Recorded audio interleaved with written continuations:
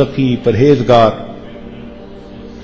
اس کو کوئی 1 سال ہوا تھا بیعت ہوئے، مگر اللہ نے اس کی طبیعت کے اندر نیکی رکھ دی تو وہ خوب تقوی کی زندگی گزار رہا تھا. بس آیا تو بڑے غصے میں، پوچھا خیر تو ہے؟ جی بس میں کیا کروں، بیوی ایسی ہے کہ دین کی طرف آنے کو بالکل تیار ہی نہیں، نہ ٹی وی چھوڑتی ہے، نہ یہ چھوڑتی ہے، نہ وہ چھوڑتی ہے، پردے کا خیال نہیں کرتی، فلاں نہیں کرتی. الٹا میں دین کی بات کرتا ہوں تو آگے سے الٹی بات کر دیتی ہے. میں تنگ آ چکا ہوں، بس حضرت مجھے آپ بتائیں میں کیا کروں. اب اصل میں وہ مجھ سے سینکشن لینا چاہتا تھا کہ یا تو میں بیوی کی پٹائی کروں یا پھر بیوی کو میں کے بھیج دوں. میں نے اس سے بات چلائی اور اس کو کہا اچھا بتاؤ تمہاری شادی کیسے ہوئی؟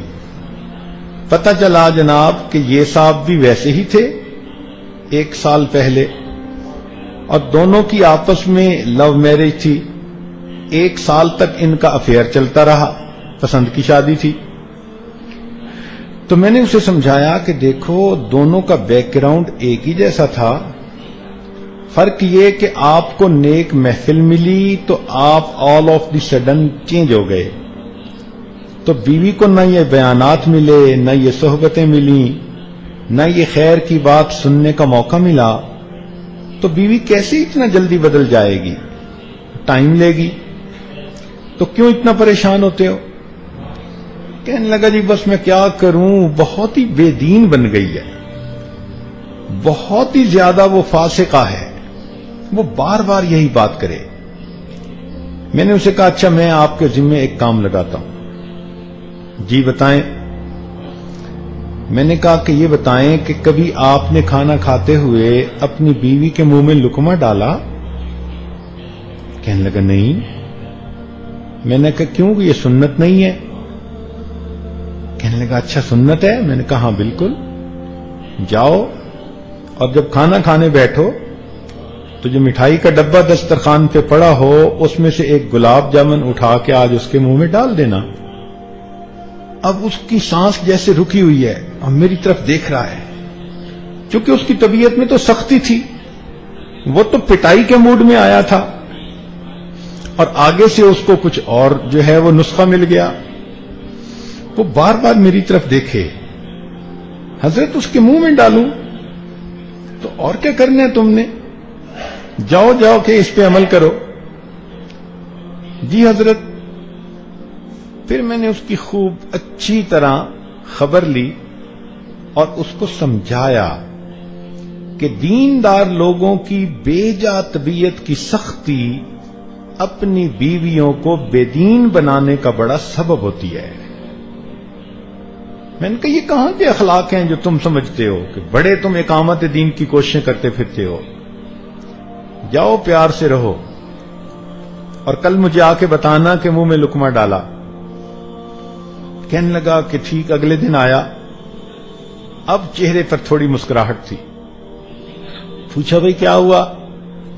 کہنے لگا حضرت دسترخوان لگا، پہلے تو میں کھانا ہی الگ کھا لیتا تھا، میں پاس بیٹھا کھانا کھانے لگا، کھانے کے دوران میں نے وہ گلاب جامن اٹھایا اور بیوی کے منہ کی طرف جو کیا تو بیوی حیران. میں نے اسے کہا کہ میں آپ کے منہ میں گلاب جامن رکھنا چاہ رہا ہوں. کہنے لگے خیر اس نے لے لیا، لیکن یکدم اس کی کنڈیشن بدل گئی.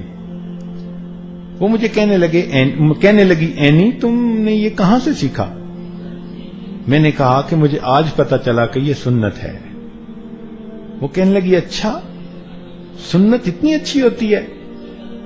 چنانچہ اس نے پھر مجھ سے دین کی باتیں خود پوچھنی شروع کر دیں، اور دسترخوان سے اٹھ کر اس بچی نے خود اس نماز کو پڑھا جو وقت کی تھی. اب خاوند کی اتنی سی محبت دینے پر وہ بچی دین کے قریب آ گئی اور چند مہینوں کے اندر وہ باقاعدہ شرعی پردہ کرنے والی تہجد گزار بچی بن گئی. تو خاوند اگر محبت و پیار کے ساتھ رہے تو بیوی کیوں نہیں اس کی وجہ سے اپنی زندگی کو بدلے؟ درمیان میں کوئی نہ کوئی مسئلہ ہوتا ہے. یہ بھی دیکھا ہے نیک دیندار لوگوں میں کہ اکثر و بیشتر ان کے گھروں میں آپس میں محبت و پیار ہوتا ہے. یہ دین دلوں کو جوڑتا ہے.